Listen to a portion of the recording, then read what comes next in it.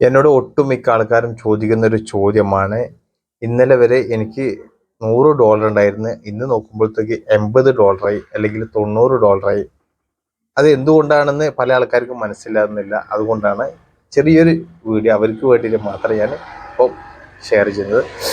അപ്പോൾ ഈ നമ്മുടെ ഏണിങ്സ് ഈ കാണിക്കുന്ന ഈ ഭാഗത്ത് തന്നെ നമ്മൾ നോക്കിക്കഴിഞ്ഞാൽ നമുക്ക് കാണാൻ സാധിക്കും, ഫ്രം പ്രീവിയസ് 28 days, അതായത് മുമ്പത്തെ 28 ദിവസത്തിനേക്കാളും ഇപ്പോൾ ഈ ലാസ്റ്റത്തെ 28 ദിവസം, അതായത് ഇന്ന് നമ്മൾ ഡിസംബർ 28 കരുതിക്കോ. അപ്പോൾ നമ്മൾ അതിന് മുമ്പത്തെ, അതായത് നവംബർ 31 വരെയുള്ള, അതായത് നവംബർ 31 വരെയുള്ള, നവംബർ 2-നോ 3-നോ തുടങ്ങിയിട്ട് 31 വരെയുള്ള 28 ദിവസത്തെ ഏണിങ്സിനേക്കാളും ഇപ്പോൾ കൂടുതലാണെന്നുണ്ടെങ്കിൽ ഇവിടെ ഈ റെഡ് മാറിയിട്ട് ഗ്രീൻ ആവും. അതേ സമയത്ത് ആ നവംബർ 31 വരെയുള്ള ഏണിങ്സിനേക്കാൾ കുറവാണെങ്കിൽ ഇവിടെ റെഡ് ആവും. മനസ്സിലായല്ലേ?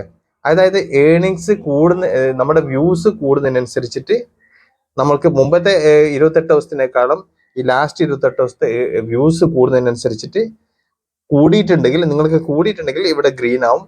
നിങ്ങൾക്ക് കുറവാണെന്നുണ്ടെങ്കിൽ അവിടെ റെഡ് ആവും. അത് എത്ര പെർസെൻറ്റേജ്, ആ ശതമാനത്തിനനുസരിച്ചിട്ട് ഇവിടെ എണ്ണം കൂടിയും കുറയും ചെയ്തുകൊണ്ടിരിക്കും. അതേപോലെ തന്നെയാണ് താഴത്തെ ഈ ഫോട്ടോസിന്റെ കാര്യത്തിലായാലും, റീൽസിന്റെ കാര്യത്തിലായാലും, ടെക്സ്റ്റിന്റെ ആയാലും, സ്റ്റോറിയിലായാലും, എന്തിലായാലും നമ്മൾക്ക് ആ 31 വരെയുള്ള ഏണിങ്സ് എത്ര കിട്ടിയിരുന്നത് അതിനേക്കാളും കുറവാണെന്നുണ്ടെങ്കിൽ ഇവിടെ റെഡ് കാണിക്കും, അതിനേക്കാളും കൂടുതലാണെന്നുണ്ടെങ്കിൽ ഇവിടെ ഗ്രീൻ കാണിക്കും. മനസ്സിലായല്ലേ? അതായത് 31 വരെ നമ്മൾക്ക് $10 ആണെന്ന് കരുതിക്കോ. 3-ാം തീയതി നവംബർ 3 മുതൽ 31 വരെ $10 ആണെന്നുണ്ടെങ്കിൽ ഈ ഡിസംബർ 1 മുതൽ നമുക്ക് ഈ ലാസ്റ്റ് 28 വരെ $8 ആണെന്നുണ്ടെങ്കിൽ ഇവിടെ കുറഞ്ഞിട്ട് കാണിക്കും. അതായത് ഒരു 20% ഇവിടെ കുറഞ്ഞിട്ട് കാണിക്കും. അതേ സ്ഥാനത്ത് കൂടുതലാണെന്നുണ്ടെങ്കിൽ ഒരു 31 വരെ $10 ആണെന്നുണ്ടെങ്കിൽ ഇപ്രാവശ്യം നമുക്ക് ഈ ലാസ്റ്റ് 28 വരെ നമുക്ക് ഒരു $12 ഒക്കെ ആയിട്ടുണ്ടെങ്കിൽ അതിനേക്കാളും ഒരു 20% കൂടിയിട്ട് കാണിക്കും. അപ്പൊ അവിടെ ഗ്രീൻ ആവും. അതേപോലെ തന്നെയാണ് ഈ റീൽസിന്റെ കാര്യത്തിലായാലും, ടെക്സ്റ്റിന്റെ കാര്യത്തിലായാലും, സ്റ്റോറിയുടെ കാര്യത്തിലായാലും, എന്തിന്റെ കാര്യത്തിലായാലും ഈ ലാസ്റ്റ് മുമ്പത്തെ 28 ദിവസത്തിനേക്കാളും ഇപ്പൊ ഈ ലാസ്റ്റ് 28 ദിവസത്തിന്റെ ഡിഫറൻറ്റ് വെച്ചിട്ടാണ് ഇവിടെ കൂടിയും കുറയും ചെയ്യുന്നത്.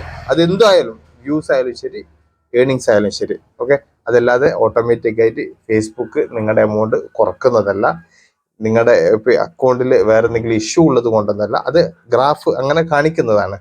മനസ്സിലായല്ലേ? അത് ചില ഫോളോവേഴ്സിന്റെ കാര്യത്തിലായാലും ശരി, വ്യൂസിന്റെ കാര്യത്തിലായാലും ശരി, റീച്ചിന്റെ എൻഗേജ്മെന്റ് കാര്യത്തിലായാലും ശരി, എന്തിന്റെ കാര്യത്തിലായാലും അത് അങ്ങനെയാണ്. ഗ്രാഫ് ലാസ്റ്റ് മുമ്പത്തെ 28 ദിവസത്തിനേക്കാളും നമുക്ക് ലാസ്റ്റ് 28 ദിവസത്തിന്റെ ഗ്രാഫായിരിക്കും കാണിക്കുന്നത്. അത് വേണമെങ്കിൽ നിങ്ങൾക്ക് ലാസ്റ്റ് 7 days ആക്കാം, ലാസ്റ്റ് 14 days ആക്കാം, ലാസ്റ്റ് 6 months ആക്കാം. അപ്പൊ അതിനനുസരിച്ചിട്ട് നമുക്ക് ഇവിടെ സെറ്റിങ്സ് ചെയ്യാനുള്ള ഓപ്ഷനും ഉണ്ട്. ഓക്കെ.